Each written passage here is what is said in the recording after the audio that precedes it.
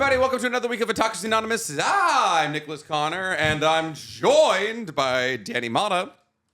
This may be the first time in like 200 episodes we've actually said our names before the 2-hour mark. And you want to know why I'm doing that right now? Is What? because we're going to be opening this podcast in a little bit of a different way, Dan. Uh-oh. Because in front of you, you have two Prismatic Evolution Japanese card packs. I'm opening one. Oh, thanks, Cell. Why would you throw them? Well, so you can open one. If there's an Umbreon in here and it now has a dent in it, I'm going to attack you with the straw I have in my Robex right now.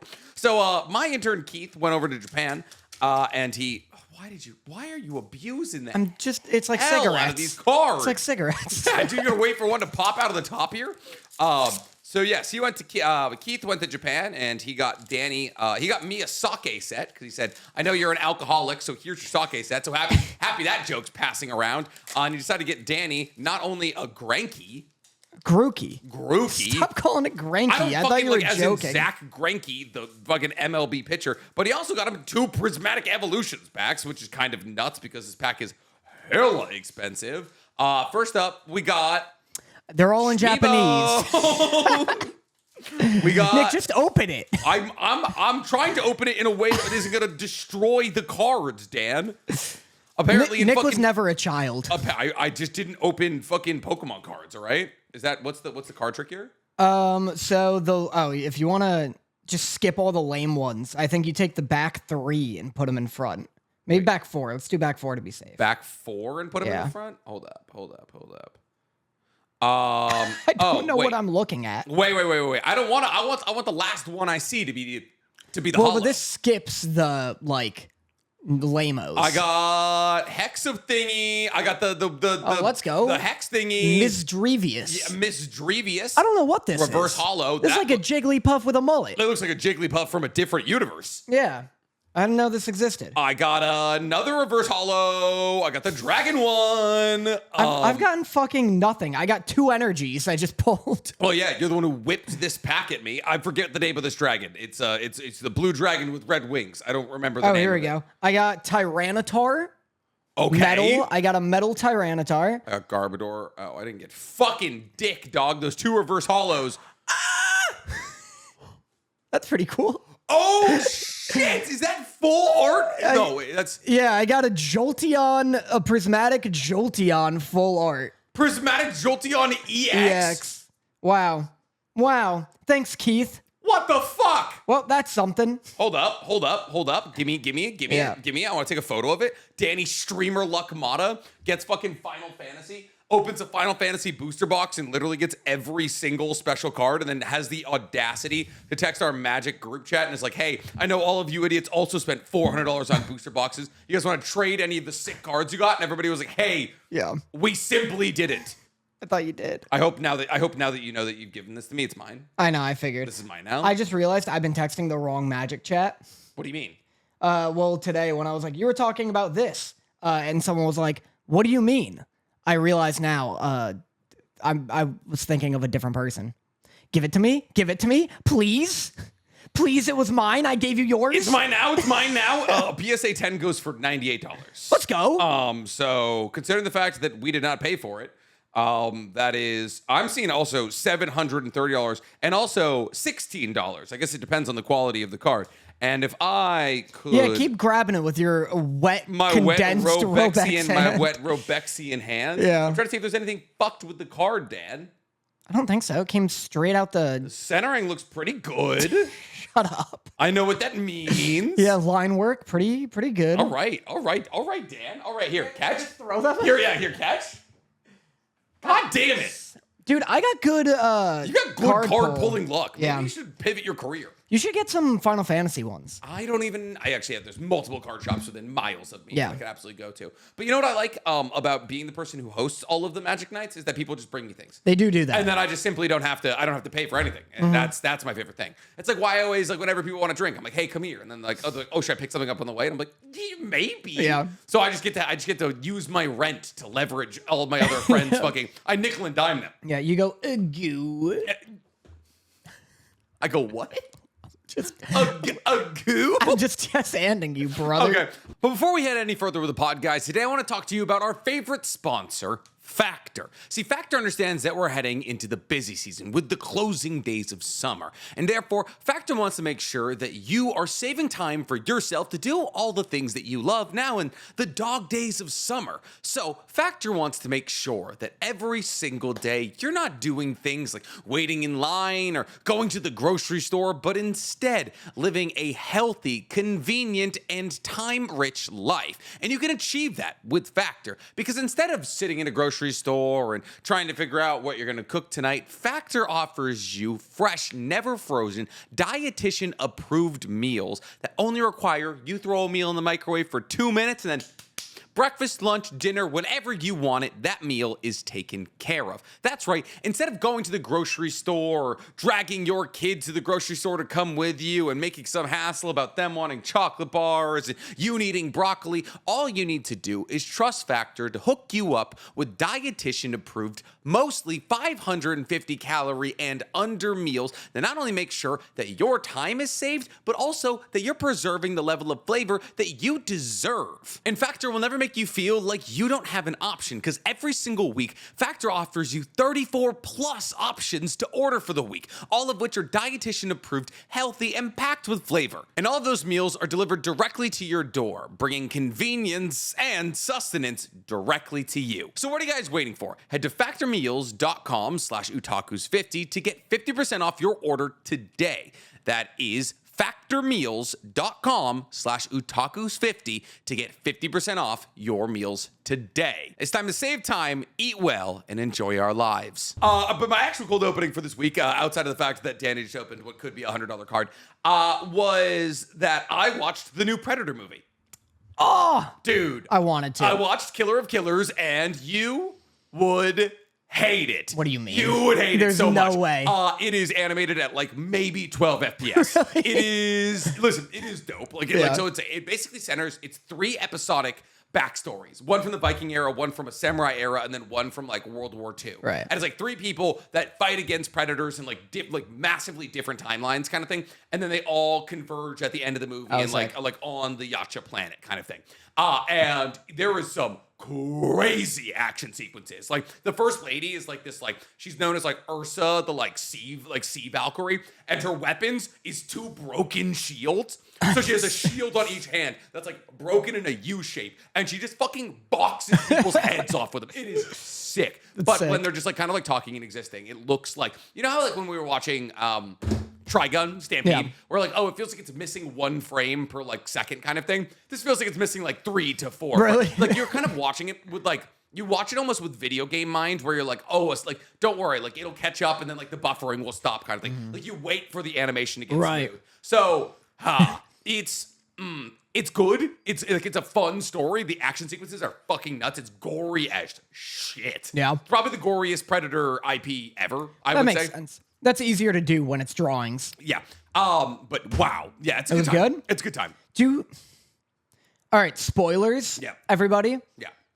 I'm going to wave my hands, and when you see me stop waving my hands, unmute it. Gotcha. Okay. I imagine this is what it looks like to see you swimming. Yeah, pretty much. Did you see the image I sent you of Ace? Or, no, Shanks? Was this on Instagram? Like Instagram or something. It's like Shanks holding Luffy. Oh, it's Shanks holding Luffy. And he's like treading water desperately. Yeah, it's like the fucking Godzilla one where it's like, he's like stepping over the ocean. It's just his little feet going. Yeah. Okay, spoiler. Do the humans beat all the predators? So they beat the predators, and then they get like kidnapped to the Yacha planet to fight in like a coliseum. I'm so goddamn sick of Predator being like, dude, Predator's the apex predator of the universe. That's why they keep coming here. They keep fucking losing to us. That's why they keep coming back. That would make their entire thing is they want to hunt the strongest prey they can find. And so if we keep fucking winning, it makes sense they keep coming back. But it just makes them so fucking lame, considering it's like they're bigger than us, they're stronger, they're faster, they have better technology. Yeah. They bring all of that technology, and they kill like 100 people before they get to like the final guy who like gets like a lucky spear throw. Yeah, but they can't beat their target. I think you can stop shaking. We're talking about Predator lore in general.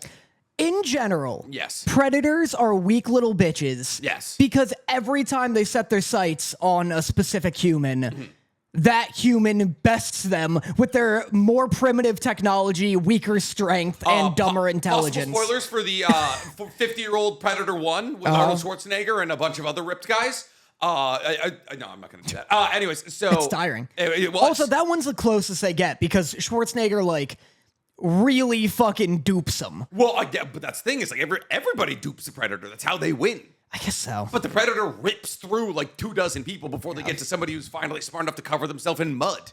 I just think there should be a Predator movie where the Predator's just never even almost losing. Okay. Yeah, that might be boring. Find a way to make it more entertaining. But I like the idea that, like, it's like, oh no, these are actual apex predators. The more times Alien we see versus it, Predator.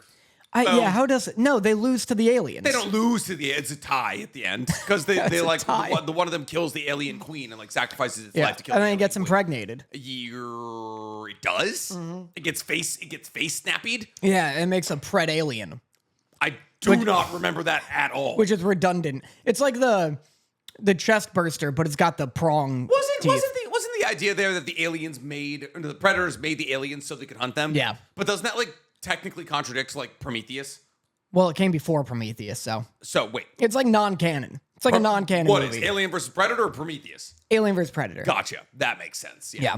Although that's cooler lore than Prometheus. That's the alien. Well, apparently Prometheus was supposed to be like way better, and it got like fucked in the editing process or something. Oh, I don't know. Like in the director's cut, it makes a lot more sense that the aliens were so upset about like humans showing up out of nowhere and asking to become immortal because they were like, hey, they like got woken up after like 2,000 years of sleep, and human were like, hey, we know you made us, and we know you probably don't agree with what we're doing, but like immortality, da. Yeah. Yeah. So, anyways, it was fun watch. Very good time. Before you guys go any further with me and Danny there, I want to talk to you about the sponsor of today's episode, Turtle Beach. You guys remember the feeling of booting up your favorite game for the first time in a little while with your buddies? Yeah. Turtle Beach is trying to bring that feeling back to you right now. See, Turtle Beach understands that gaming isn't just something you do. It's an entire experience. And as we all know, or at least I know from my late night Rainbow Six sessions, the right headset makes all the difference. And I know personally that Turtle Beach's Gen 3 700 stealth set has been instrumental in me gaming at my top possible level. See, the audio of this headset is rich, the surround sound is immersive, and the battery life is 80 hours. 80. Not to mention the days of a crackly mic are long gone. See, for the longest time, I believed a headset was a headset. They all played volume to my ears. I listened to that volume. I played the game. However, I noticed with those headsets, sometimes my ears got uncomfortable. They left a dent in the top of my head, and I didn't hear that guy walking up behind me. How? Not to mention they were all wired, and if they were wireless, they were basically wired with how often I had to charge them. That was until Turtle Beach's new Gen 3 700 stealth headset came into my life. Now when I'm dropping competitive in Rainbow Six Siege, I can hear footsteps a half mile away. Sometimes I'm unsure whether or not I'm playing the game fairly, but I'll tell you right now, my teammates appreciate it. On top of that, if I hypothetically need to walk away from my computer for a second to let my dogs out, grab some water, or grab some late night munchies, my 80-hour battery life that doesn't have me tied to my computer through a cord allows for me to keep my headphones on and stay in the Discord call so I can know that the next round is starting. It goes even further than that. The Stealth 700 has the industry's first ever dual wireless crossplay system, allowing for you to easily switch between listening to your console or your PC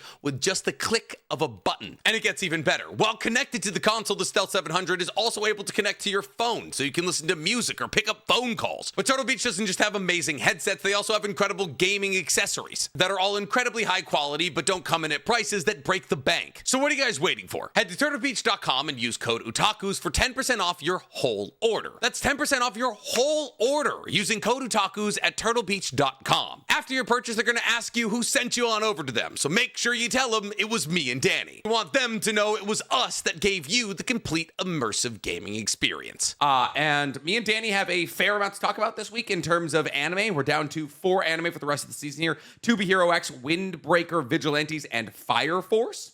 Also got some pretty big news that came out in the fighting game space. Oh, yeah. But Stankward also texted us a whole bunch of games. I feel like we get inundated with games every single week.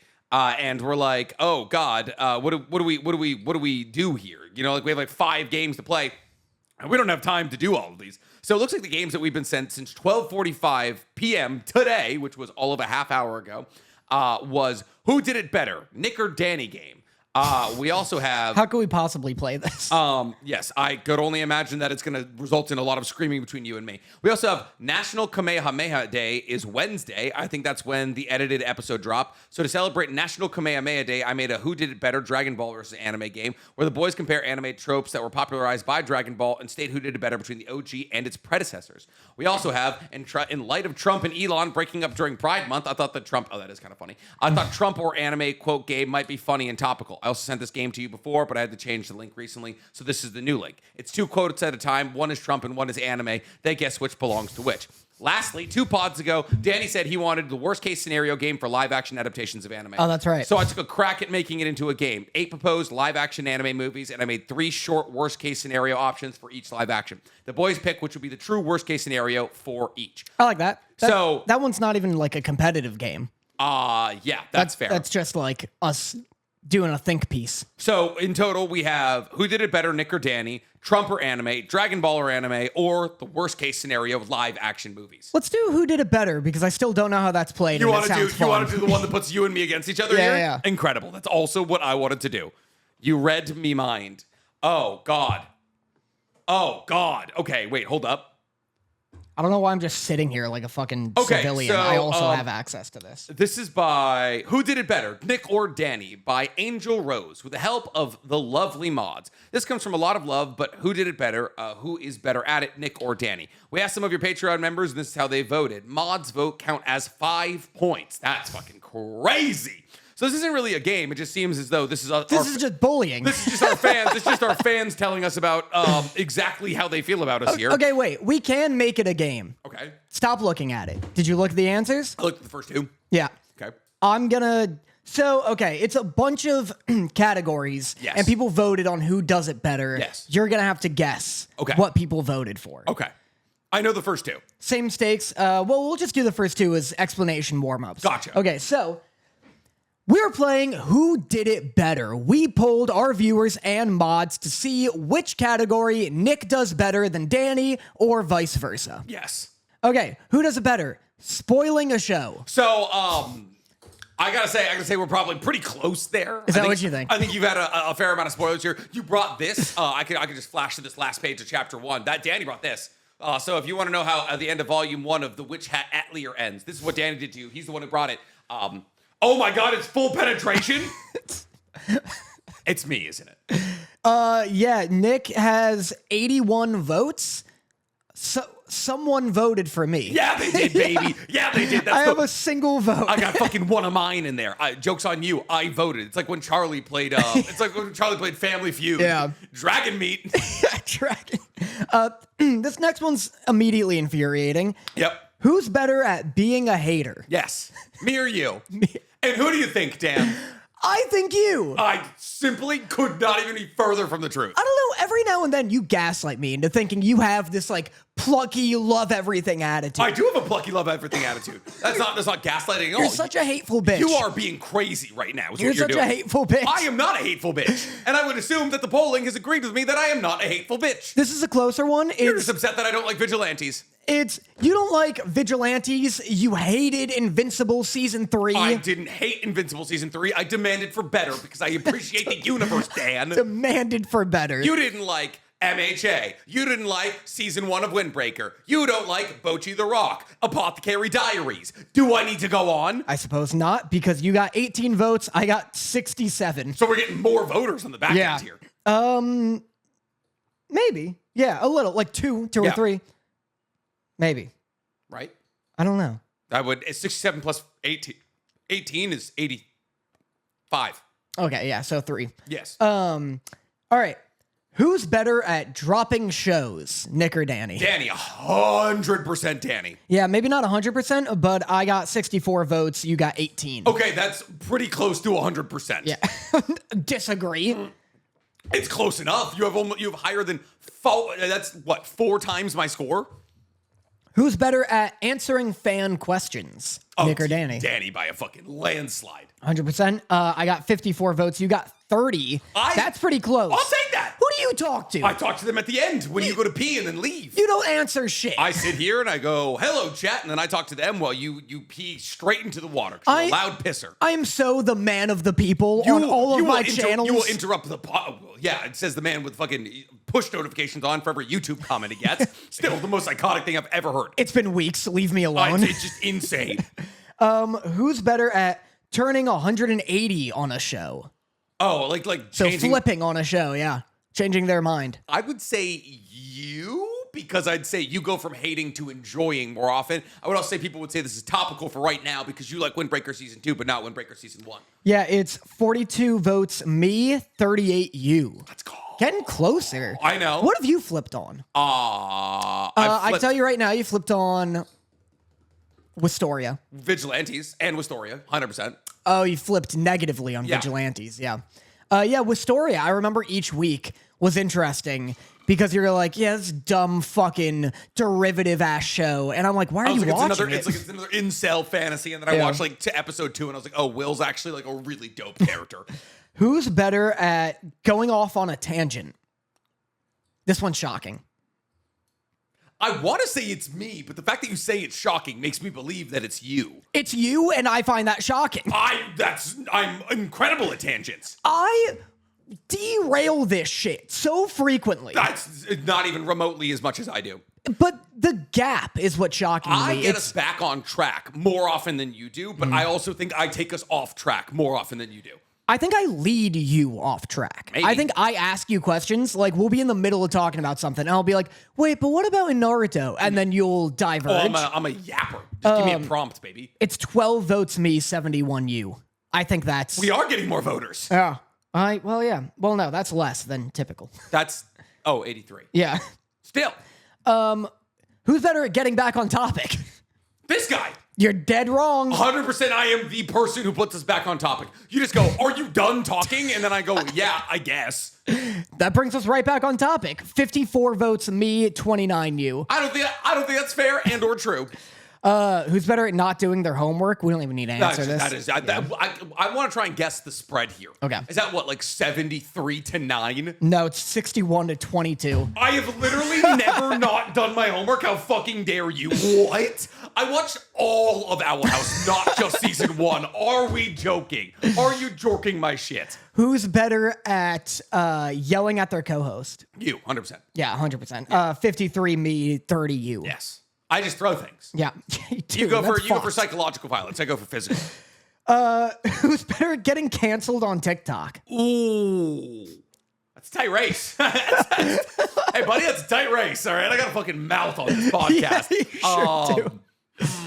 I'm going to go with you because of Sonic and because of League of Legends. Sonic, Arcane for sure. God of War, I was in the trenches for. It's 46 me, 24 you. Gang, unproblematic Nick, let's go, baby. What were some of your more fun to talk about cancellations? Oh. We won't talk about... None of them. None of them. Sonic is fun to talk about. Yeah. God of War I'll talk about. You've had no, like... I just get mad. I just get angry. I don't know. You just like, you have a take and I'm like, I'm going to fucking kill somebody. It's not mine's way less cool. Mine's like an anger management issue. You're like, I don't think Kratos is a cool character. I'm like, I'm going to choke a stranger to death. There have been a couple times where you'll post a TikTok and like within seconds I'll see it and I'll call you and I'll be like, hey, you should probably take that down. You're like, yeah, Dorothy's getting me to delete it right I'm now. like, it's already happened. I'm already having the talk. Some ma and pa shop like named their kid Nick Connor and you're like, I'm suing their ass. I'm already in the HR office. Like I'm getting roasted. Telling disturbing stories from their past. That's interesting. You're wrong. Really? Yeah, it's you. What about the Gucky Cookie? You mean Ucky Cookie. Ucky Cookie. You mean Ucky Cookie. That was the worst story I've ever heard. Only if you're slow. Ucky Cookie's a great time unless you can't get harder on other guys. You're wrong. unless the worst part about Ucky Cookie is the straightest guy gets punished. You know, that's the worst part. Anyway, don't look it up. Don't go back and watch previous episodes. Every episode before this one is a worse episode. I'm simply going to title the episode we talked about that Ucky Cookie so you can know where to find it. It's 23 me, 39 you. I simply don't know about that. You've given multiple stories about different kinds of underwear and how they've screwed you out of dates. Well, that's true. I do have a novelty underwear collection, and they've all fucked me over. This one you're going to guess instantly. I want you to guess the spread. Okay. Almost doxing their co-host. Oh, you by a fucking landslide here? I'd argue I don't almost dox you. You just simply do it. You just simply the way that there's somebody out there with a map of Los Angeles and red string trying to like in a 1 mile radius of my home based off the hints you've given. I'm gonna say you got 90% of the votes. No, it's 55 me, 26 you. When have I ever even come close to doxing Danny? I have no idea. The fact that I got only one vote, or you only got one vote for fucking spoiling shit. Yeah, leads me to believe that they're able to fully vote on one. To swing one way, but I guess I sometimes dox Danny. All right. Who's better at having hot takes?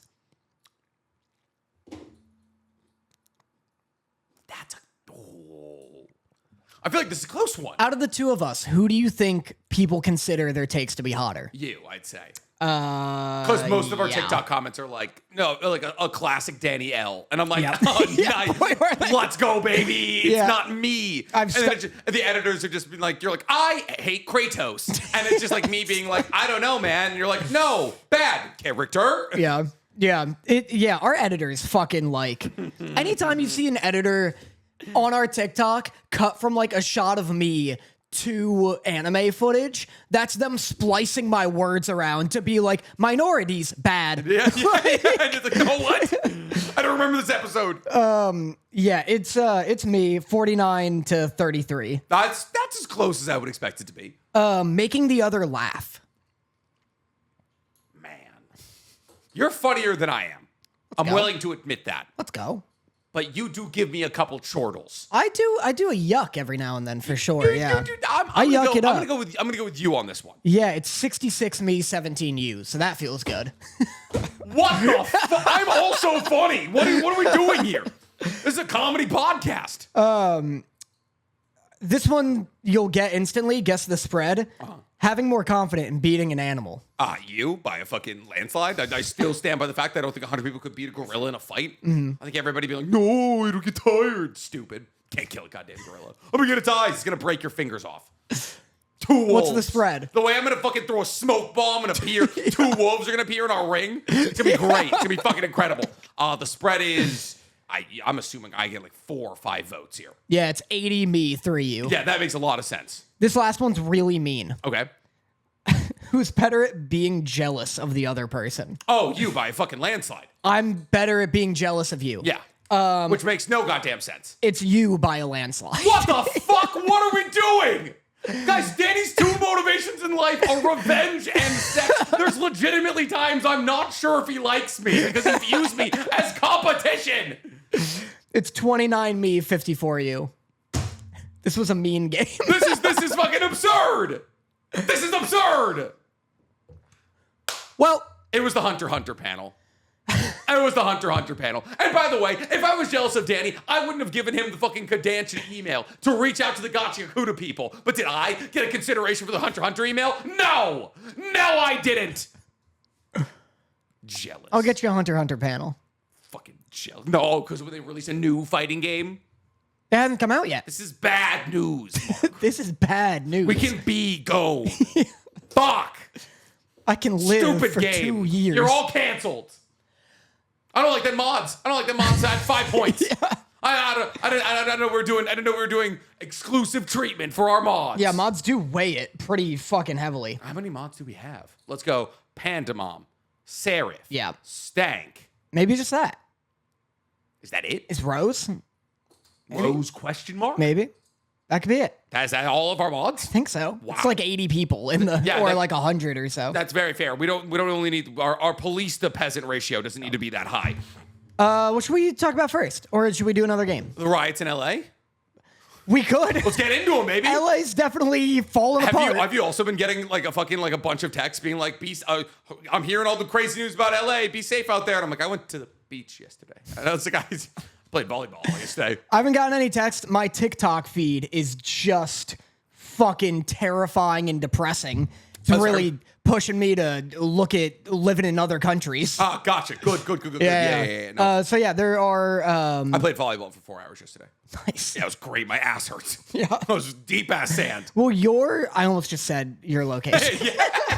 Your house is so close to this beach. Well, I was gonna say we're both away from downtown LA, yeah. thankfully, but it's pretty nuts. We're turning into a fascist country for sure. Which is not great. We got the National Guard rolling in, Marines rolling in eventually.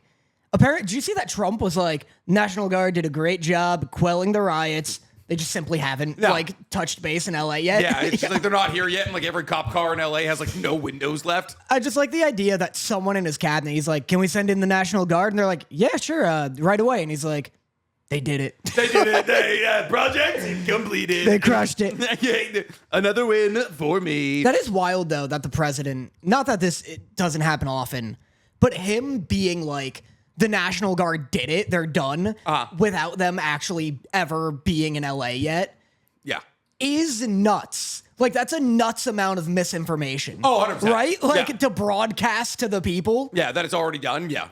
That's That's what crazy. you get for being on True Social, though. I mean, I guess so. Or like treating X as a news source. Like, you just gotta, it's just not even information at a certain point. Let's get into our anime here.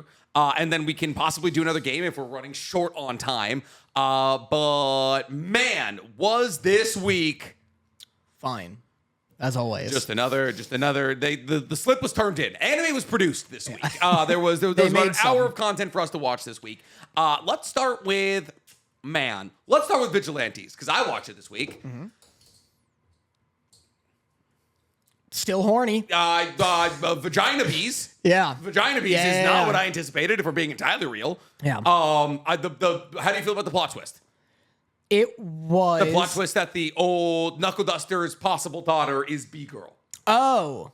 Pretty good. Yeah. Pretty exciting. That's pretty cool. Yeah, I fucking watched it this morning and I can't remember anything that happened. Yeah, that's incredibly fair because it is a snooze of an episode, dude. Oh my God. I thought about this when I was watching it. I really like Pop as a character when they're not being like harassed and sexualized. Yeah, not being called a skank. Yeah. Wild fucking just like, it was like, I love Pop showing up to a bunch of hooligans. They're like, fucking cover your ass. And Yeah.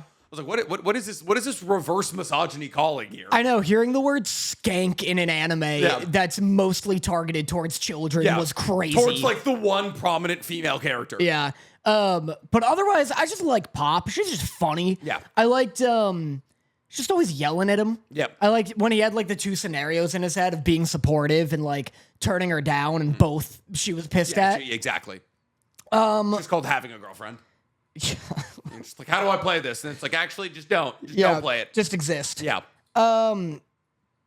Yeah, like nothing happened, huh? It's literally 12 minutes of the episode are dedicated to either Captain Celebrity fighting a fucking jet kaiju crab in what appears to be the worst animation we've ever seen in MHA since, I don't know, the last season of MHA. And then there's a Pop is like, hey, we're doing a show. Pop got doxxed. Pop gets doxxed, but fucking hardly. Pop is like, how'd you get my secret identity? Pop has met with her fans outside of her outfit. Remember she met with fucking Pompadour guy and the laser guy at the fucking restaurant to talk about like, hey, we need to find the fucking guy with the Wolverine quirk, just like dressed in a sweatshirt. Yeah. Your secret identity is not that secret. I'm always confused as to how secret the crawler's identity is. He takes his mask off all the time. All the time. He's always just in a hoodie. Yeah. Yeah. The only person who could possibly be like, my identity is truly secret, like Ingenium. Where, like, if you're not wearing just a full suit of armor? If you're not a full suit of armor, you are not anonymous. Knuckle Duster, like, legitimately looks different. That's fair, because his fucking bandana turns into hair. Yeah, that's true. That's like, that is a discerning, that is a difference. Yeah. But yeah, otherwise, I liked Knuckle Duster in this episode. Yeah. I like him just... The reveal of his, like, wife being sick and shit. Yeah. Possibly because of, like, his daughter's bee quirk. I liked the, yeah, that would do it. Yeah. That for sure do it. Just constantly living with bees. I guess. I mean, like, you see whatever her name is, she walks into a house and, she's like, there's 2 dead bodies in there and she calls them mom and dad. Yeah. Well, those aren't like her actual mom and dad. She just, like, moves into all these different houses, kills the users, and then just, like, lives in the house with all of her bees until, I guess, they get stinky or something. Yeah. God, I'm really struggling to talk about anything in this It's episode. just there's 12 minutes dedicated to them talking about setting up a concert for Pop at the end of the episode. I like the blue-haired guy who has like the little spike quirk and him like hanging out with his friends. Like it's like Jesse hanging out with Badger and Skinny Pete. Oh, so we're just doing all Breaking Bad references this week? Yeah. I've been watching a lot of Breaking Bad recently. And you judge me for watching Archer, a show of similar quality and length. Longer, worse. The same, because it's only 20-minute episodes, and better, how dare you? Which has John H. Benjamin. Yeah, Archer. Yeah. Yeah. Which has Aisha Tyler. Archer. Bryan Cranston. Oh, Bryan Cranston. Aaron Paul. Bald bitch. Fucking, Bryan Cranston. Best known for his movie, the one where Kevin Hart was his caretaker. I forget. Not best known for Best whatever known that's for called. Malcolm in the Middle. Bryan Cranston. Well, that's why we're watching Breaking Bad, because we just finished Malcolm in the Middle.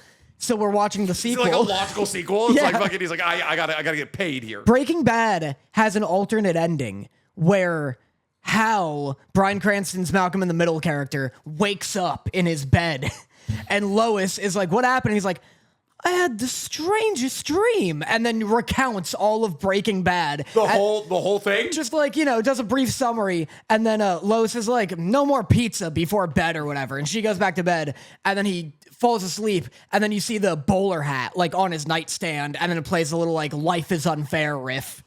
So is this? So it's the canonical sequel. Is the idea that he is sleepwalking and being? Oh wait, no. It was a dream. So it was a dream, and then he went to go do it afterwards. He puts the bowler hat on, and he becomes Heisenberg. Maybe. Yeah, Heisenberg. Nailed it. Yeah. I actually have never seen the last season.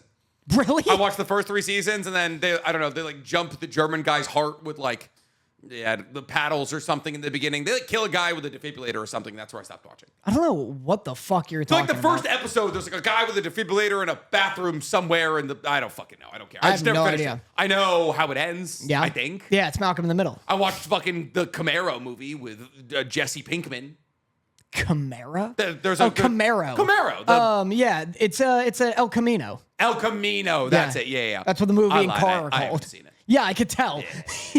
I knew it came out though. Why lie? I don't know. I want you to like me. And apparently I'm jealous of you with Yeah, your knowledge of everything. clearly. You and your fucking live action bullshit. Anyway, should we talk about a different show? Oh yeah, and that was Vigilantes. I could talk about Breaking Bad for much longer than Vigilantes. I said get booped Pop because oh yeah, he goes boop. boop. Yep, which was great. Loved that. Here's what this show needs to really reinforce. I like them as a family dynamic. Yeah. I like anytime he's being like a surrogate dad. I like whatever the lead character's name is, the crawler. I want to say Shinichiro, but it's not. That's just Shinichiro Watanabe is on the brain. Yeah. Oh God, you remember Lazarus? That was fun. No, it wasn't, and no, I don't. Yeah, fair and honest. I do not remember his name either. Anyway, I like anytime he's being like Oda Nobunaga. Is it? Yes.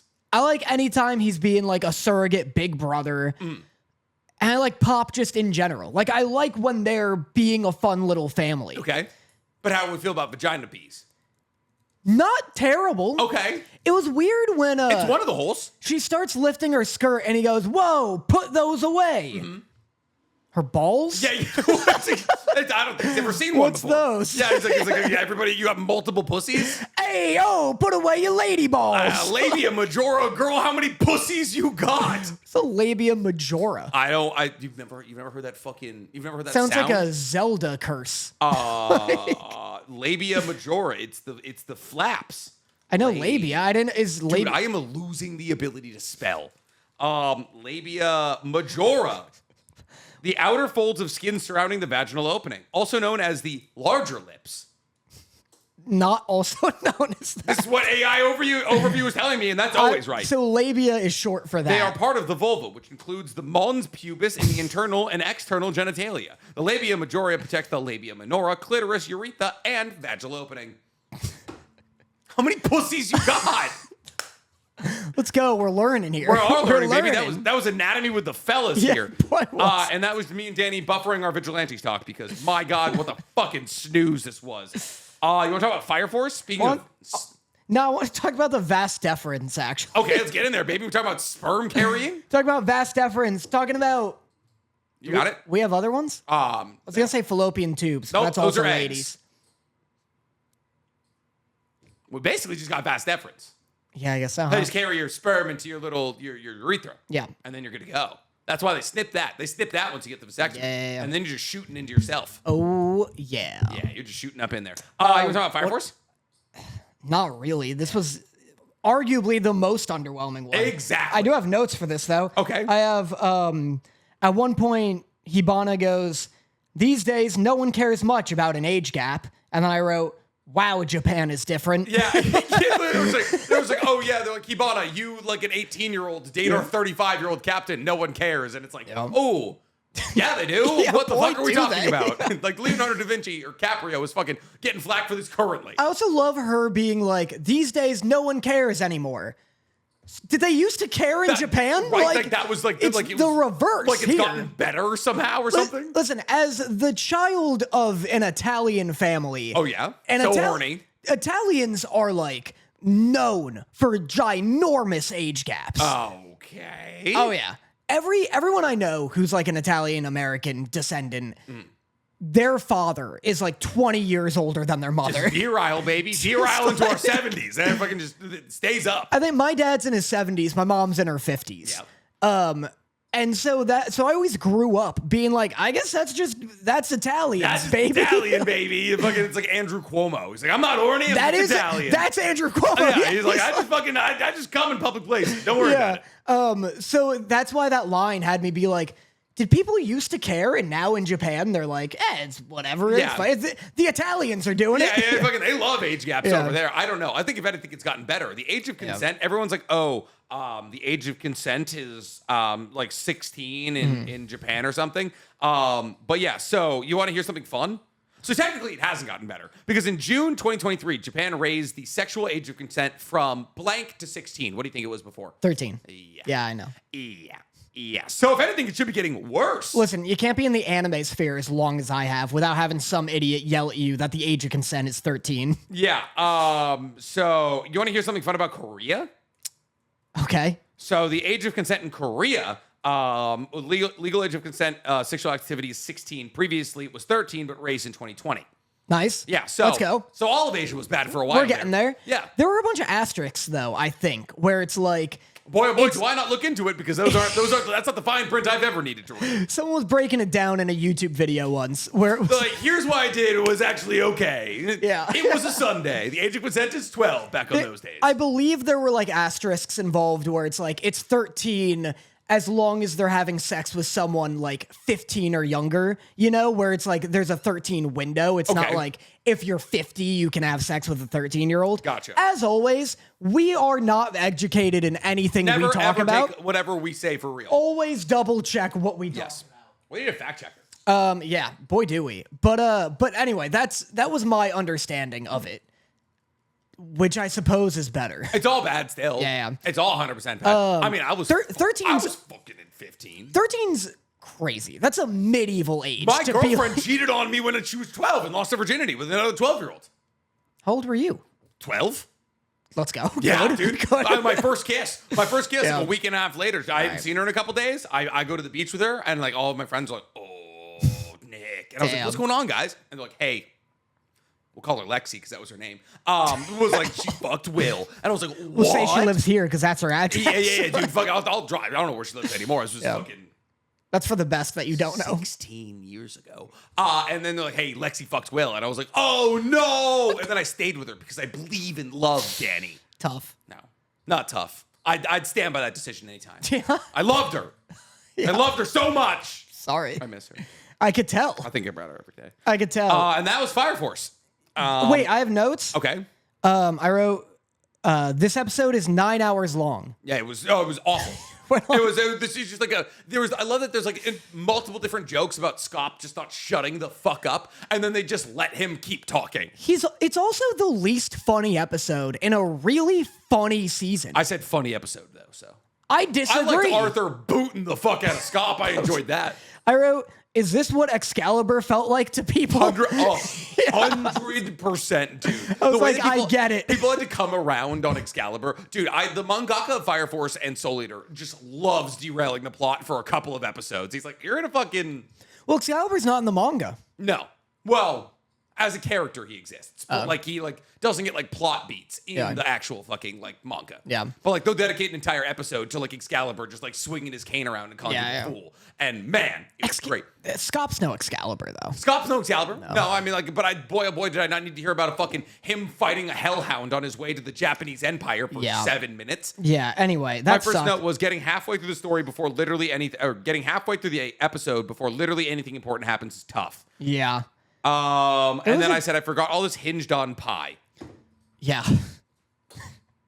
There's really no explanation for it either. They never like truly explained like, oh hey, by the way, the Great Cataclysm didn't happen because they hadn't figured out pi, and that's why the evangelists like made like society more advanced so they could finally calculate pi. They never really dive into like what that means. Yeah. They're just like, hey, like the original explanation is like, oh, we didn't have enough pillars, we didn't have enough powerful pillars, like their numbers are too low and their power wasn't high enough. That's why the Great Cataclysm doesn't work. And they just kind of throw in this whole thing about pi, and you're like, the fuck are we doing? Yeah.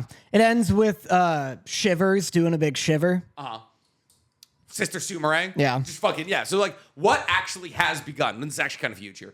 Everything after this, I know I've said this like 3 fucking times this season. This explaining is things. It's the beginning. No, I'm saying it's just the beginning of the end of the like the last arc. See. Like this is like I've said multiple times this season. I was like, now it's gonna get good. Right. In actuality, I said my last note is it has begun because next episode is when the final arc starts and the fights are fucking insane. I don't believe they will be. They are, at least in the manga, they're nuts. Yeah. Well, we'll see.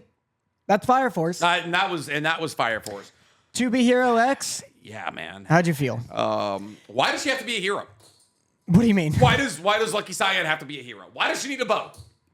Can she not just be a pop star? I was also thinking that where it's weird that like heroes. I was thinking about this from like a deconstructing like hero aspect.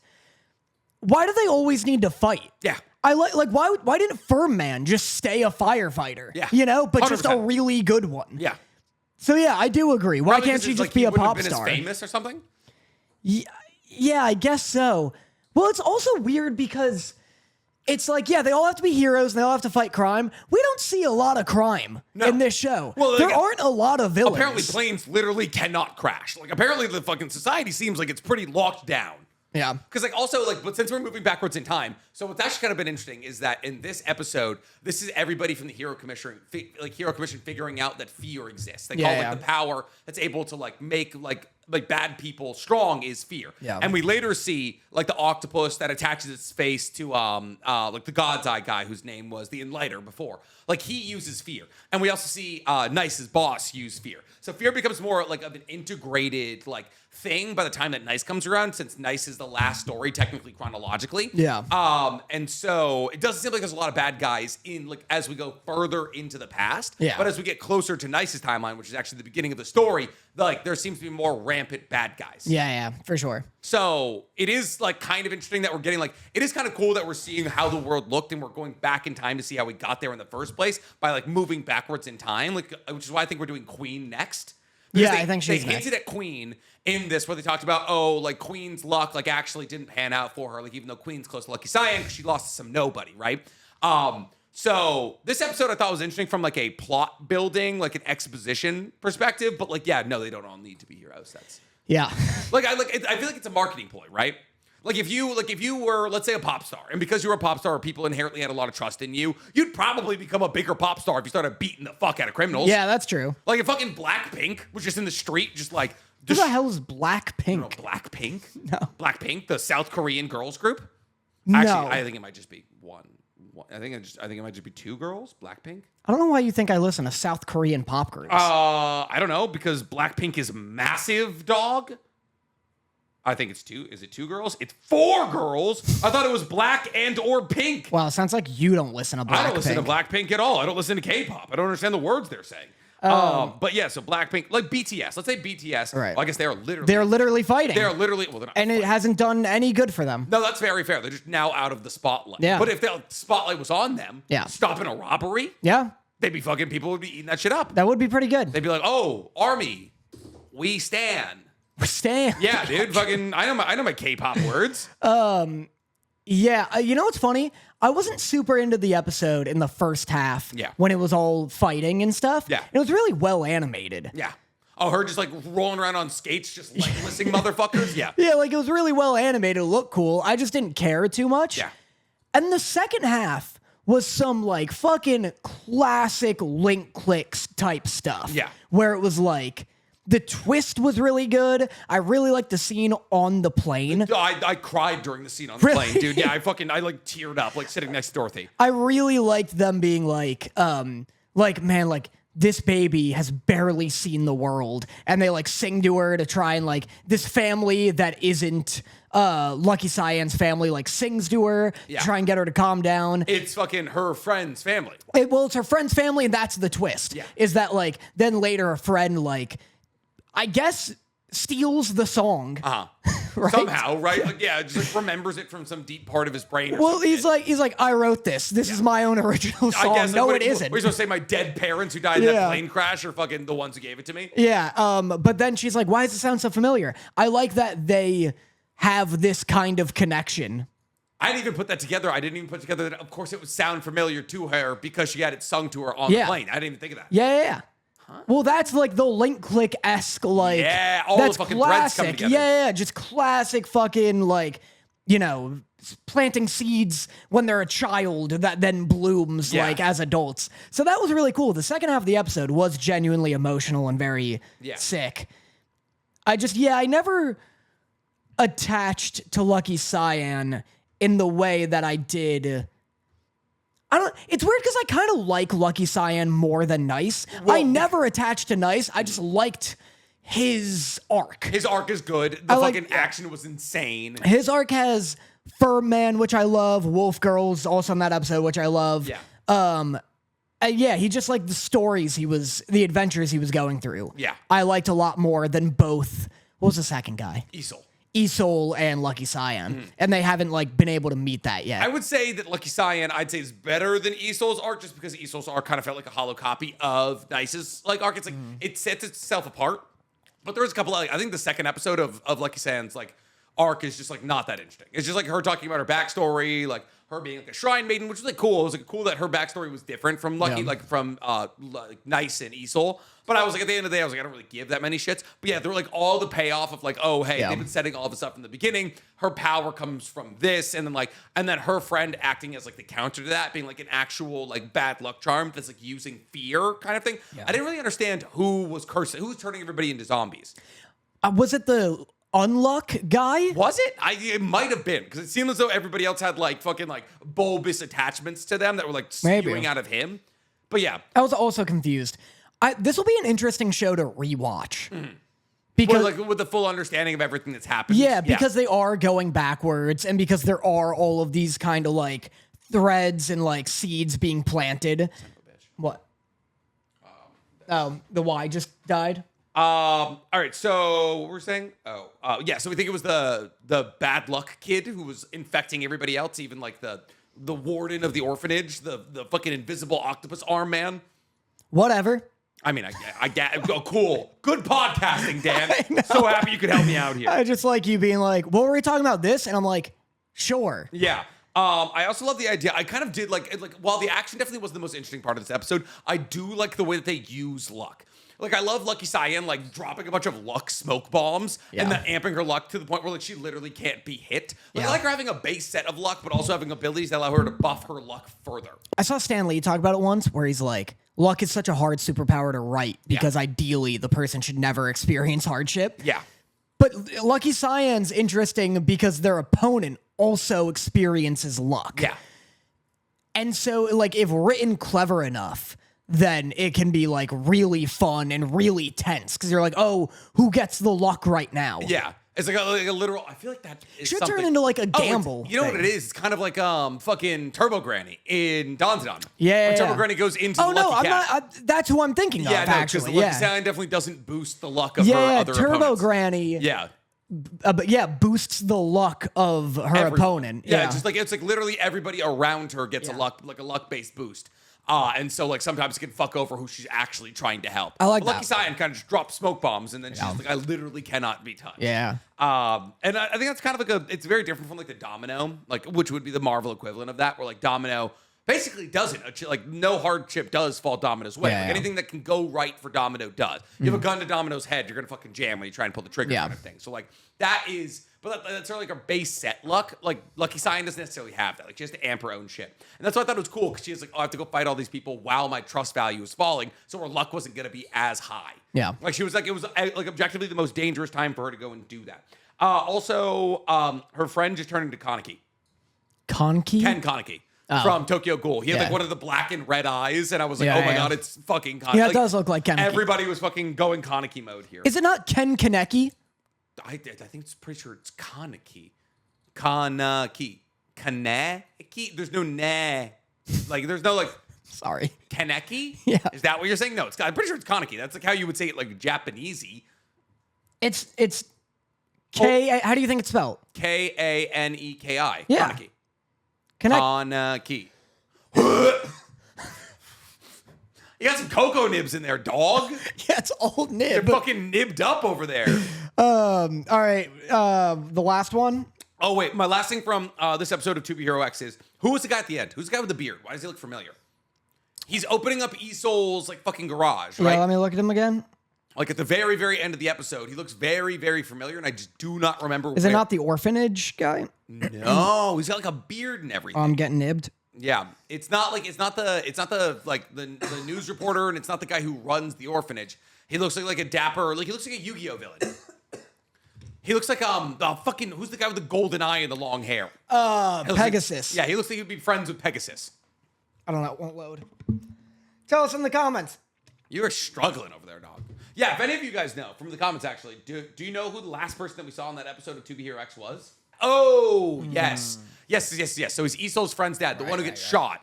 But the friend gets shot. The friend gets shot. Yeah. That's his dad. But that seems to imply that he is the one that acquired Isol's garage for him. Yeah, that's Norman Osborn. Norman Osborn, literally, like kind of exactly that, except in reverse, because Norman Osborn dies before Harry Osborn.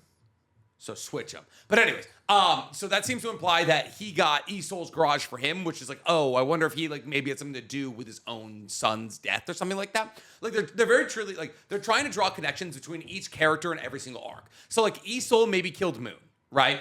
And then there's the ending of the Isol arc, and like Isol wanted to go see Lucky Cyan.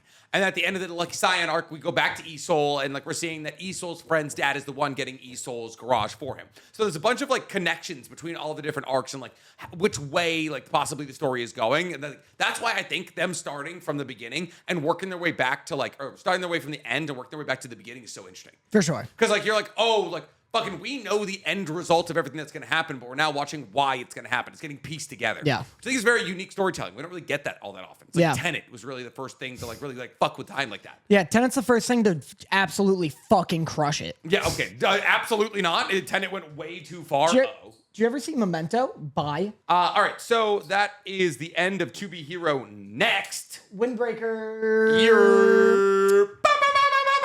Good episode. Yeah, still the best show we're currently watching. Literally by far. Yeah, really good. Dude, they was fucking boxing. Holy shit, dude. Tsubaki was throwing, well, I guess mostly feet. Yeah. But, my God, that axe kick. Yeah. The fucking, like, first off, doing that all in high heel boots, that was crazy. But the axe kick from, like, over the top to the back of that guy's head, nuts. I thought he died. You probably fucking should have. Yeah. You hit me, some six foot absolute behemoth of a fighter hits me with an axe kick and a heeled boot. My fucking skull is caving like paper mache. Well, that's one of my things. It's the Tsubaki fight against this leader, whatever his name is. It's like Suze or something. Is interesting because, like, the bit, like, Tsubaki's absolutely walloping him, right? Just tearing him down. And the whole thing is, like, Tsubaki's winning because they have love in their heart and they love themselves and the makeup makes them stronger. Yeah. That'd be a stronger message if Tsubaki wasn't a full 2 feet taller and 100 pounds heavier. Just a fucking unit, dog. Like, I'd love if after this whole, like, you know, hype up speech, the kid gets up, he's concussed, and he's like, oh, no, you're just fucking huge. Like, it's got nothing to do with your goddamn glittery makeup. You ain't 210. It's just not a fair fight. It'd be more impressive if the 4-foot-tall scrawny kid is wearing makeup and is like, I'm beating you because of the makeup. Yeah. He's like, I just watched you fucking flagpole at 200 pounds. What do you mean? Meanwhile, Tsubaki's prepping him for a German suplex. Building a fucking Street Fighter character. So that was funny. My other note kind of jumps to the end of the episode. Okay. But at the end, so Tsubaki just fucking wipes the floor with this kid. Yeah. And then Tsubaki's like, I want to get to know you more. I want to learn more about you. And the head Yakuza guy's like, a fight is a conversation and this and that. And the kid respects that. And he's like, whoa, no one's ever give a shit about me before. Mm-hmm. And then I love that you called him a Yakuza guy. He's just Roppo Chiza, but yeah. Whatever. Because there's also maybe an absolute definitely Yakuza guy revealed at the end at the end of this actual episode. Yeah, that JJK character. Yeah, the one with the fucking neck tattoos that looks sick as hell. Yeah. Yeah, he does look awesome. And then he's like the gang leader is like, oh yeah, what are we supposed to do? We're still a bunch of broke kids who have no direction or moral compass. And then the, guy in the suit is like, our manager said he needed some more manpower. And then another guy goes, yeah, there's a ramen shop down the street that still doesn't have enough staff. And another guy's like, my restaurant could use a few more hands. And I wanted one other guy to be like, the rest of you will have to be killed, though. There's 60 of you. Listen, there's too many mouths here. I'm sorry. I've had this gun the whole time. You gotta get a real... Raise your hand if you don't think you can fucking wash dishes. They have 50 people who are unemployed. Yeah. And he's like, what are we all gonna do? And there's just jobs open? 100%, dude. Kids just don't want them anymore. I guess so. Fucking nobody wants to work any day. Yeah, people just want to scrap. Everybody just wants to fucking send pictures of their toes to strangers online. And I want to play Rainbow Six Siege for 14 people. Nobody wants to work anymore, dude. Yeah. Back in my day, we punched each other in the face for money. Back in your day, you played Rainbow Six Siege to 14 people. Fucking ain't right, I did, but it was cool when I did it. I actually never streamed Siege. No? I should have. If I was going to get back into one, I would get back into Siege. I would stream Siege 3-4 hours a day. I bet that's a hard one to break into. Oh, not if you play it like I do. I would not try to play it seriously at all. I'd be fucking meme stratting, dude. I'd just be throwing grenades at my teammates. I would try and get into the worst lobbies in Rainbow Six Siege. I would try and find the worst people on that game and then just out bad person them. That'd be interesting. Playing exclusively ban lobbies. Yes. Or whatever, the low honor lobbies. That'd be fun. It'd be a lot of fun. Yeah. I did you ever see that Moist Critical clip? No. Where he's like $500 if you kill your own teammate, and then he shoots his own teammate, and then the dude's like, dude, what the fuck? And then he's like, it was a misinput. Yeah, misinput. It was a misinput. You calm down. You calm down. Yeah. Yes, I love that. I do love me some Charlie. But yes, I thought there was actually some really cool, interesting talking points, outside of them talking about how we're gonna employ this fucking army of unemployed children, about the cyclical and oppressive nature of poverty. The fact that hey, we can't get jobs because nobody can hire us. We all want to work. We're just literally trying to find a way to stay alive here. And I love the interesting conversation point of there's those eight original kids, and they're like, oh, we'll split this cookie, and it's oh, well, fucking what are we gonna do if more people come? It's oh, we'll just split the cookie further. Yeah. And it's never the conversation point never shifts oh, it's all these other people's problems for joining our crew and needing a part of our cookie. It's oh, we just don't have enough cookie. Yeah. But there's never this talking point of we need to cut everybody off here. It's just we need to find more cookie. Yeah, and it is a socialist that's the dilemma. Thing. Well, and it's so indicative of truly it's usually the poorest people in your life that are the most giving, right? It's oh, if somebody asks me for money right now, I'd be I don't know. What if I need a Lamborghini tomorrow? Yeah. Kind of thing. But it's usually growing up. It was usually I spent a lot of time. I grew up objectively wealthy, but I had just a lot of, the idea that it's hey, can I get a couple of bucks? Yeah. What are you, the IRS? Fucking just knock them out. It's go ask the hospital, asshole. Go ask the hospital. But no, I grew up very wealthy. Yeah. I had a lot of very wealthy friends. And I watching the dichotomy between the household and how certain friends would deal with oh, Nick Nick's been here for a couple of days, like in a wealthy household, and be like, oh, maybe we'll ask his mom to send us some money or something. I'd be at my poor friend's house for like 2 weeks straight, just fucking mobbing out. Like, just like, no, it's like, there's no bedtime here. It's like, yeah, 'cause they have 6 fucking kids. They have 6 fucking kids. Their mom's an alcoholic and their dad works nights. And I was like, dude, it's fucking lit. Can't afford a bedtime. No, there was no fucking bedtime. He was like, yeah, mom's passed out on the couch. Dad's a fucking line cook at like Wendy's. That's so funny because I grew up poor and therefore was constantly hanging out at wealthy kids' houses. Yeah. Like, and my mom hated it. Like, she was like, why don't you invite people over here? We have a nice house. And I was like, they have a GTA, Mom. What don't you understand? Yeah. I had all the things, but I don't know. I feel like people came over my house. I don't really know. I was like, they have AC. That's enough for me. You didn't have AC? Not in the early days. We didn't have, I was watching PBS Kids because it was my only channel. Because it was on fucking, the free channel? Holy shit. Yeah, it is baffling how poor you grew up. I was a big Cyber Chase fanatic. I don't even know what that means. Oh, dude. Dun, dun, dun, dun. Yeah, sing it. You mean like Scooby-Doo Cyber Chase? Cyber Chase animated series. What the fuck is this? They like do math and shit. It's gay? I guess. It's gay. That explains a lot of things about Danny here. They got 2 robots that I think kiss. Dude, these 2 fucking monster robots? Yeah, the little squat one and the tall one. I think this might still be running. This animation looks too good for when you were running. It's definitely still running. It was popular. It was happening. I was watching that. Look at this fucking extended universe. Holy shit. I was watching Jakers, The Adventures of Piggly-Winks. That cannot be a real name. Jakers, The Adventures of Piggly-Winks. Oh my god, this is horrifying. Yeah, it's ugly. Oh my god, it's so bad. Running in a cyber chase. Yeah, it looks, from here, it looks like puppets. Yeah, like dude, that's how whack it looks. This is fucking horrifying. Oh god, being poor seems awful. It was tough. It was something. Yeah, dude. I would have had you over my house. Yeah. We had a couple of friends move into our house.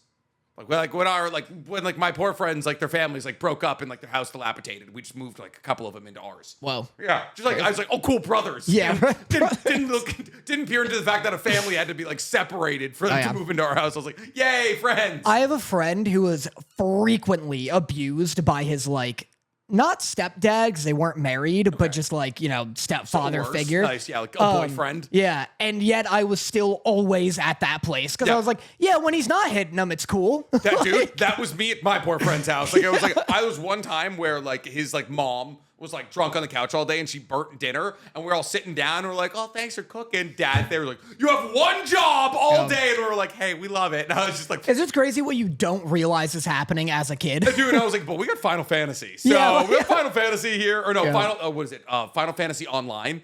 Oh, yeah? Did you ever play that game growing up? Yeah. Final Fantasy Online, there was like 1, 2, and 3, and then there was like one that was a card game. No idea what you're talking about. It wasn't Final Fantasy. Fuck. What was it? Star Fantasy Online. Oh my god. It was like the greatest game of all time, dude. Sounds it. You can't even remember the fucking title. Because it was a title that sounds like Final Fantasy, but it wasn't. Chat, help me. Phantasy Star Online. Wait, no. Yeah, Phantasy Star Online 2. Oh, dude, this was the greatest game of all time. And so, like, because we had Phantasy Star Online, I just was willing to deal with the fact that I was living in an actively abusive household with all my friends. Yeah, I was the same way. I was like, my mom was like, hey, how about you have them over here? And I was like, hey, how about you get me a GameCube and we'll talk? Hey, how about we get the house below 82 before I invite anybody over here, bitch? What are we doing? Oh, I love you. I love your mother. She's a great lady. She dealt with a lot. Yeah, good. You have to say that after you just called her a bitch. I love her. She's great. I'm her fucking #1 fan, dog. But yeah, cyclical conversations about poverty. I love the bit that they were talking about that everybody has the worst time when they're having a bad time.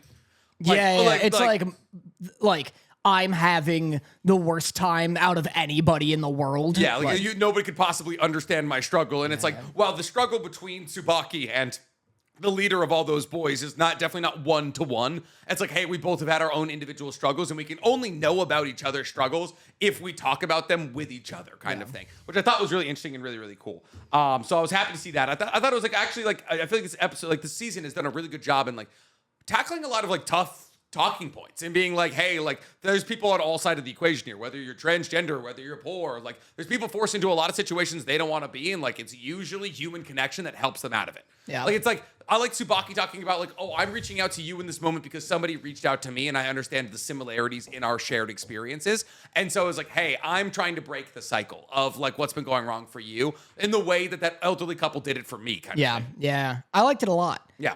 Tsubaki's a great character. Just a really, really strong character. The way this episode ended was kind of nuts. Why? Because I really thought we were like, I was like, oh, maybe just like 10 episodes this season. Like, we're really closing up this arc in a satisfying way. Yeah. Them introducing immediately a new antagonist was kind of nuts. He already popped up in the first episode or the second episode. When they mopped up Keel, like everybody else was either dead or unconscious, Right. and he stands up and like takes his jacket off and he was like, "Oh, I wanted to have some fun with Keel, a little crazy. bit longer," kind of thing. And then he walks out. So they set him up like 8 episodes ago, and then they got into the huge Tsubaki arc. And now like you haven't seen him since, but apparently I think he knows Tsubaki. Also, our love of Windbreaker season 2, and I guess everybody's love of Windbreaker season 2, everyone's saying the third season is gonna be fucking nuts. Really? Everyone's saying like it's gonna like rip our heart out of our chest, kind of. Let's thing. go. Yeah. I, like, genuinely, this is the biggest comeback I've ever experienced. I can't believe I actually, like, name a better comeback. Then Windbreaker season 1 to season 2. If you asked me, no, that's not a comeback, because people were, like, into JJK. I'm talking about it from, like, a Delta perspective. Like, the difference in love for an anime between 2 seasons. I mean, that's... But JJK was... You were not big on JJK. Everybody else on Earth was. Look, at the end of JJK season 1, I was like... I never hated JJK. I was just like, this is kind of mid. Like, this is not... Did you ever hate season 1 of Windbreaker? Yeah. Oh, really? I was like, this is boring as hell. I dread having to watch season 2. Crazy. Because JJK, my beef wasn't that it's like bad. My beef is that people were like, this is the next Naruto. This is the next this and that. And I was like, this is like not better than Demon Slayer, Attack on Titan. Even Black Clover I'm kind of into more than this. Yeah. And then season 2 of JJK was like a masterpiece. Yeah. And so that was like a big improvement. But this, like when we finished Windbreaker, I was like, oh, thank God season 1's done. Yeah. I would never have watched this on my own regularly. And There's now I'm excited about it every week. There's a lot of shows that have like big visible changes between season 1 and season 2. JJK, Demon Slayer, because it's like, oh, season 1 was fine, Entertainment District Arc was great. Is there one you hated season 1 and then season 2 then really liked fixed season it? 2? It's like even Solo Leveling's an improvement in season 2. That's the thing. Is like like I feel like actually the trajectory of a lot of the most popular anime is that season 1 was fine, season 2 was way better. Well, because manga's such a long form medium that they really take their time in the first season. Yeah. So yeah. Man, a show where I hated the first season. The problem Slime? is Slimy Isekai. Slimy Isekai's best season is season 1, but season 2, but season 1's not bad.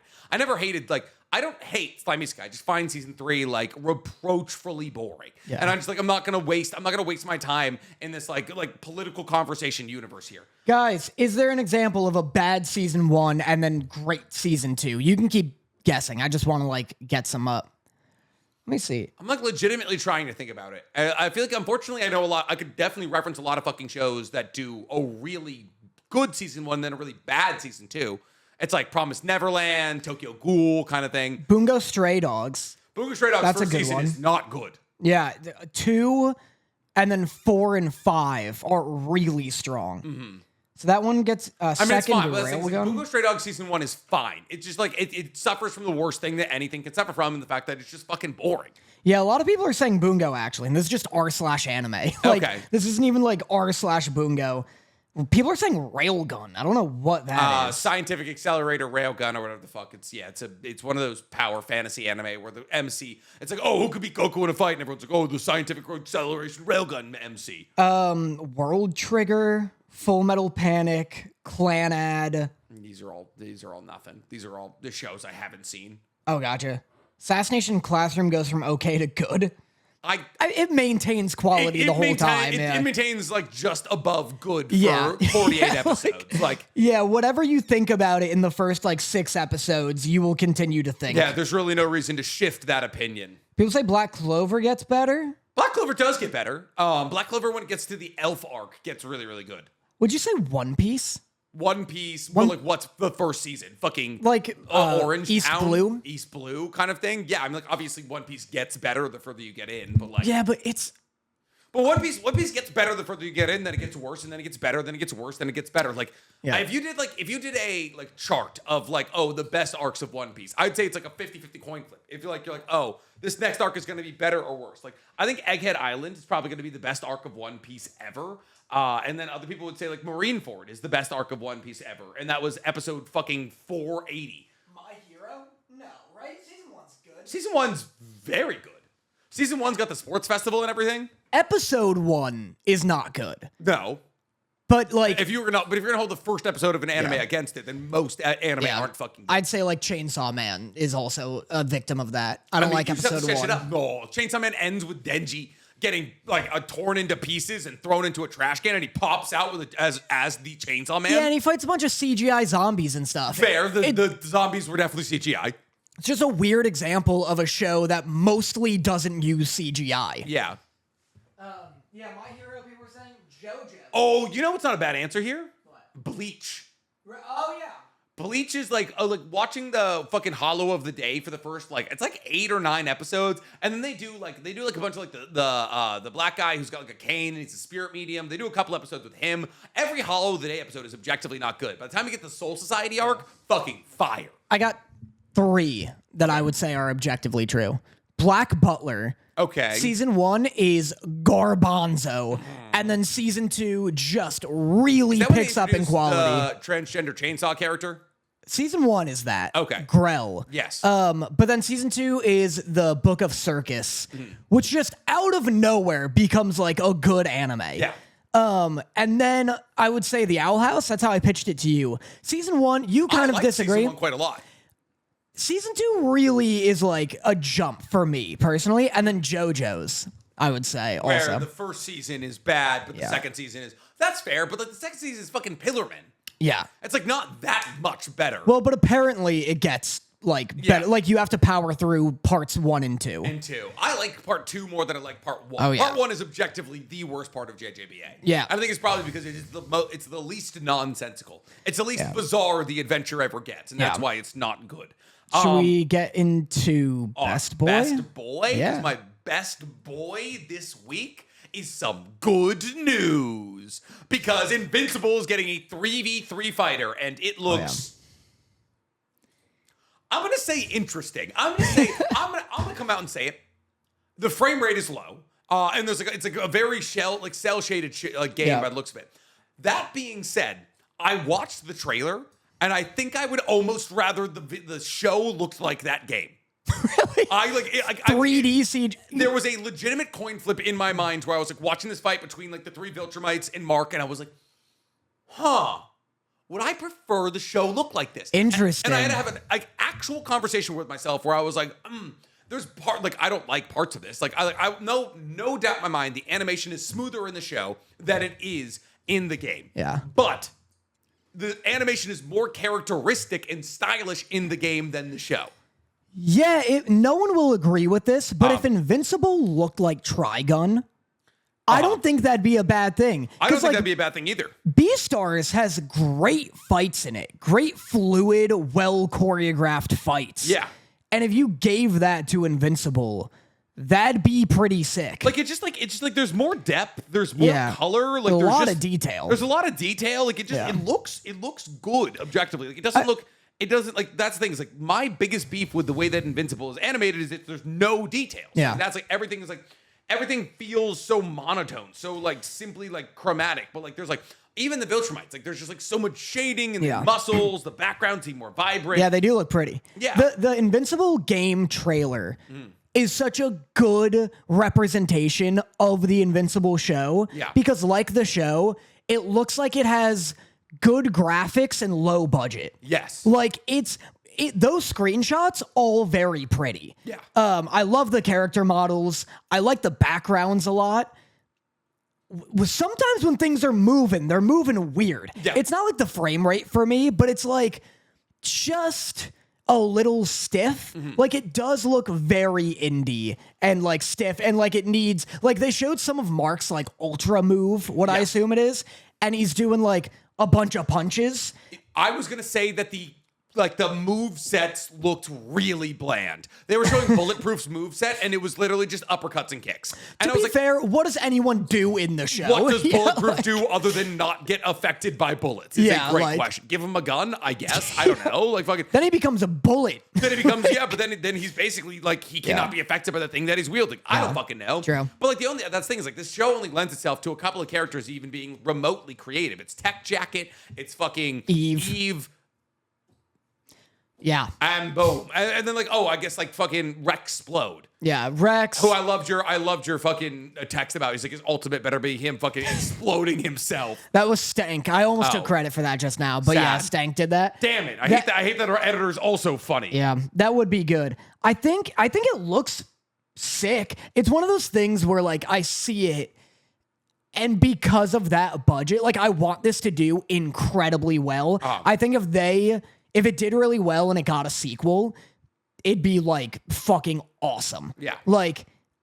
It looks like they're doing great with what they have now. It's just tough Who's making it? I don't know.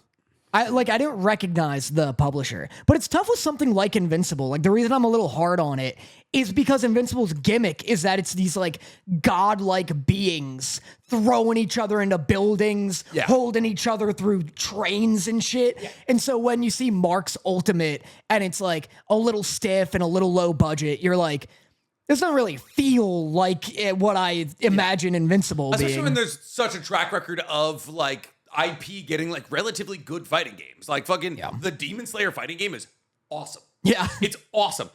Invincible game on the way as Skybound announces new gaming studio. Yeah, Skybound is the animation, or the people paying to have it animated. It also revealed the launch of a brand new gaming studio, Quarter Up.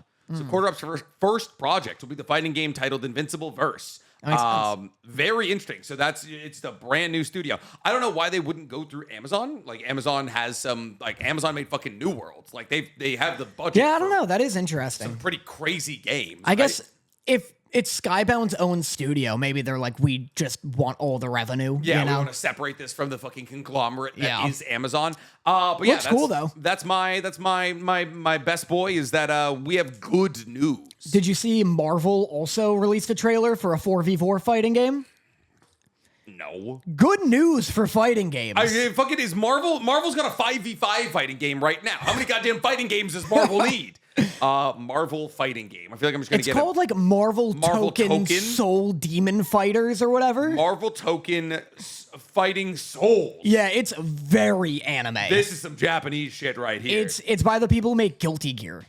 Oh. So it's Japanese as hell. And Dragon Ball Fighter Z. Man, the Japanese love putting additional shit on Captain America. Yeah, they love they literally he's got a jacket, he's got gloves and all that. They love making Captain America Iron Man. Yeah, they just deck him out in equipment.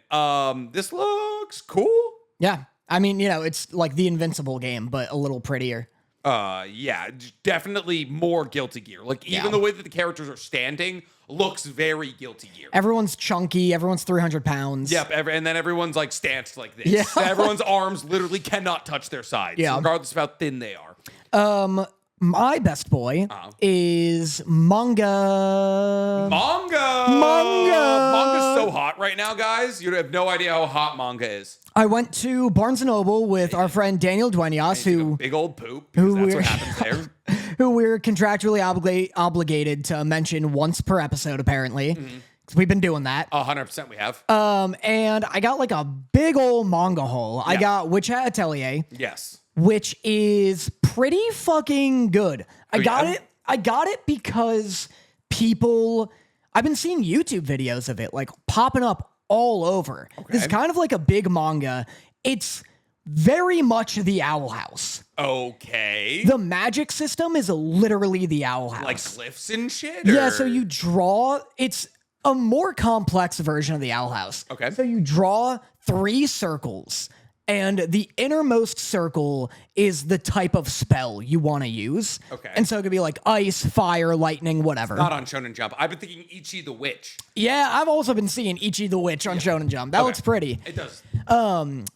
So the innermost circle is the glyph for the element spell you want to use, levitation, fire, ice, lightning, whatever. Oh, you can combine glyphs and shit? Well, you can combine glyphs and shit, but then there's an outer ring. So there's 3 rings per glyph. Yeah. And the outer ring determines like the direction, the potency, stuff like that. So like you'll see when you read it, it's really cool and really clever, but it's this magic system that lends itself, it's almost like an alphabet where apparently a lot of the fandom, like it gives you tools to theorize shit and like be mathematical about it, to be like, kind of like, not really like jutsus, but like, trying to think of an example. Like, yeah, if I was counting all the fucking hand signs in a jutsu, I'd be like, oh, it starts with bore, and so I know it's going to be a lightning jutsu. Yeah, it's like... Which is actually a thing that you can do in the Naruto universe. Well, exactly. It's like that, where, like, it gives you all the tools, and it's thought out well enough to be like, oh, hey, yeah, if you flip to, like, towards the middle-ish, kind of.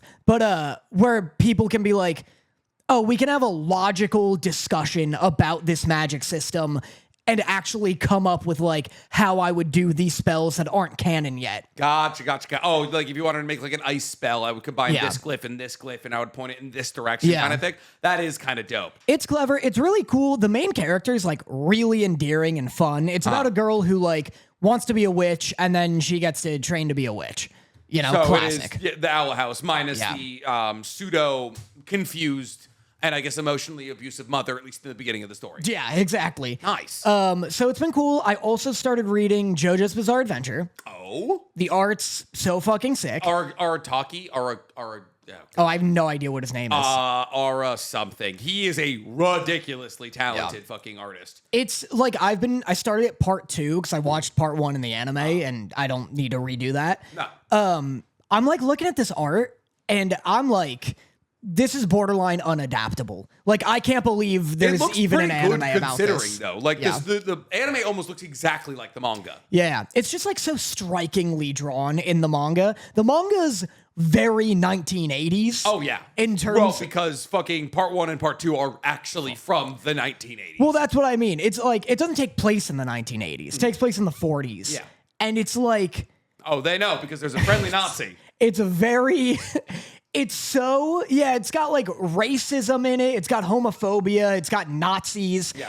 It's really... And the Nazi's a good guy. It's really fucking blunt. Yeah. Like, it looks like it's one of those like Garbage Pail Kid like cartoons where everyone who's mean is the most like disgusting fucking like one of those, brutal... like Mad fucking magazine things. Yeah. Just like a gross monster of a person. Yeah. And it's just like... I don't know, it's one of these things I can't believe they were this violent and grotesque in the 80s. Oh, dude, manga was way more grotesque. Dude, Fist of the North Star is fucking crazy. That's true. The fucking, moishinderu. After that, a guy's fucking head explodes. Yeah. What you don't realize about JJBA is how fucking long it is. Yeah. Part 1 is 44 chapters. Part 2 is 69 chapters. Part 3 is 152 chapters. I don't understand how One Piece is longer than it.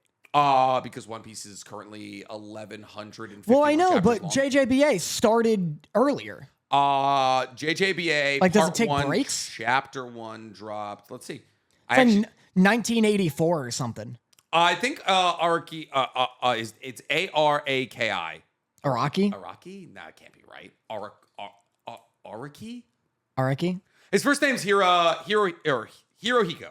I think Hirohiko just doesn't write. It's like Oda dropped up until like chapter 300 or 400. Oda was a weekly release mangaka. Nowadays, he is 3 weeks on, 1 week off. So that's healthy, and he's been doing that fucking hardly. Well, I guess so. I mean, most people like can barely maintain even 3 weeks on, 1 week off for like 100 chapters. He's done that for like 600. Right. So he just got sick recently. It took like a whole month off. But yeah, so I don't think he writes as consistently, but I think he's on to Steel Ball Run now. Yeah, Steel Ball Run has 1 volume out. But yeah, Stone Ocean just finished relatively recently, actually. And that one was also 158 chapters. So there's 4 parts. So part 3, part 4, part 5, and part 6 are all about 150 chapters long, which means... Wait, there's not 4 parts? What are you talking about? So parts 3 through 6 are about... Wait, there's like 9 parts. There's 7 parts currently. Steel Ball Run is part 7. Hold on. I don't know why I would lie about this. I guess there's JoJo's Bizarre Adventure, Shining Diamond, Demonic Heartbreak, which also has 3 There's volumes. 9 parts. There's manga-wise. 8 parts. There's 9. Where are you seeing 9 parts? Run through them. Phantom Blood, Battle Tendency, Stardust Crusaders, Diamond is Unbreakable, Golden Wind, Stone Ocean, Steel Ball Run, and Shining Diamond's Demonic Heartbreak. Jojo Lion and the Jojo Lands. Jojo Lion? Yeah, Jojolian. It's like one word. Jojolian? It's like What one is word. this? And then the Jojo Lands is the current one. Jojolian is the 8th arc of the... So this is actually, what would come after Stone Ocean. Yeah, and everyone, it looks like a little sailor boy. I have never seen artwork for this, literally ever. It's weird looking. Boy, has this guy's style changed a ton. Absolutely. It's just gotten more bizarre. That's the fucking thing. But yeah, JJ's awesome. I don't like Jojolian. He looks like Flapjack. He does look like Flapjack, and that is just a fucking visceral, scary memory. But anyway, so yeah, I've been reading JoJo's. I'll fucking get through part 2 and then get to the stands eventually. Yeah. Love the art. It's a little like not juvenile. It's a little immature. Oh, it's 100% both of those things. Yeah, I guess it is, but it's like shocking because it's so violent and so well drawn that when a dude's like wiping a booger on another guy, I'm like, what is this? Like, who is this for? Half of JoJo's just guys messing around. Yeah, it's guys messing around and then one of them fucking explodes. It's just the fellas. Yeah. Do you remember the bit in part 2 where one of the pillar men dives into another guy's fingernail? Yep. Yeah. Mm-hmm. It's bad. No one talks about how JoJo's is a horror series. Oh, it's awful. Yeah. Like the Pillar Men are I'd say the scariest it ever gets. Like stands are kind of scary, but you only got to part 3. You're right. If Fair. that. No, I finished Diamond is Unbreakable. I didn't enjoy it. Okay. Well, actually, no, I didn't finish it. I got to the orangutan smoking on a boat, which was like pretty deep into the story. You don't know what your own truth is. No, you're right. It's I'm so wrapped up in my own lies. It's fucking it's like a riddle for myself to unpack my own consciousness here. But anyway, so yeah, the manga's been good. Witch at Atelier, I recommend. Do it. Can I keep this? Yeah. Is this for me? Yeah. Is this for me? Yeah. I also got Danny gifts, if anybody's wondering. The Prismatic Evolutions. And You then didn't I get got me that. I got that goddamn porker. You didn't get me this either. I know, but this is from a con. Yeah, but you forgot it at my house. Which if something's at my house for longer than a month, not only A, is it mine, but B, when I give it back to you, that is a gift. Okay. Which is why you didn't take those goddamn Freyrin posters that you left here. I'm leaving them again. You were like, hey, do you want any of these? And I was like, no. Yeah, and then me you neither. just left them. Me neither. You're a goddamn bastard. All right, and neither of us have any news, which brings us to our favorite part of the episode, Love Letters, where me and Danny poll our live audience to see if they have any questions for us. So if you guys want to watch the podcast live or get it 2 days early or hang out with me and Danny before and after the podcast, you can become a member over on Patreon for $4.99 a month. On top of that, you will also get 2 hours of Nick and Danny additional content every single month. We got to drop our 3rd Split Fiction Here video here pretty soon, and we're very excited for it. So, Danny, do you have any questions for me? So, in lieu of the new Predator movie, Killers of Killers coming out, BlastBoy84 has asked us, what anime would have the best Predator crossover? Dude, the answer is like all of them. All of them would be great. Okay. Death Note would be so funny. Can you imagine Death Note somehow? Because the only way to make it work is that somehow Kira and or L don't know it's the alien monster doing the killing. That would be really like Light is like, I'm actually taking a couple of months off. I don't fucking like. They're like, but people are getting sliced in half. Like, Light, what are you writing in your goddamn book? True, and then they gotta find out its name, and it's like, I don't know how to write clicks and whistles. Like, I don't speak Yacha, motherfucker. What are we doing? I think. Because I want to say Naruto, but I always do Naruto. I think Attack on Titan would be pretty sick. Attack on Titan would be pretty dope because, like, you got to think of it from a perspective of, like, a Predator would be interested in going to this world. And so if, like, a Predator, like, saw the Attack on Titan world, then he'd be like, oh, there's fucking giants there. Yeah. That'd be the kind of thing that he would want to fight. And they'd have to watch, like, different kind of Titan-shaped, like, shifters, like, you'd have to watch, like, the Armor Titan try and deal with, like, Yacha. You'd have to watch, like, the Cart Titan, a bunch of these different Titans and their different fighting styles, trying to, like, chase after an invisible fucking, because that's things like a lot of the universes would have counters to a lot of the things that a Yacha brings into a fight, like a Predator brings into a fight. Like they're invisible. There's plenty of people in the Naruto universe that are invisible. You can still see through it with like a Byakugan, a Sharingan. Well, you also have to consider that if the Predator is like analyzing this planet first and knowing what the obstacles are, it'll probably bring ODM gear. of some sort. You think so? If it's seeing all of these humans use mobility to combat Titans, it's not going to come down and be like, guess I'm walking. It may not have but also predators can jump super high. Yeah, I guess that's so. the thing. So like they wouldn't, but also a lot of them do have like grappling hooks of sorts. Yeah. So like they probably wouldn't need like a straight up ODM gear, but it would be cool to watch them using their like double blade wrist to like slice through Titan napes. That would be kind of sick. What's an anime who has like the reason I gravitated to Death Note is because Death Note does have an apex predator and it's L. Yeah. What's an anime who has Gojo? I was gonna say JJK. Yeah. Gojo is like absolutely like top dog. Yeah. Like Magi, like Sinbad kind of thing. I don't think a predator beats anyone with magic is the problem. No, a predator doesn't beat Gojo. Yeah, exactly. It couldn't bypass infinity. Like there's like it has to be like but a predator also couldn't beat anybody in the Naruto universe. What? It's Pokemon.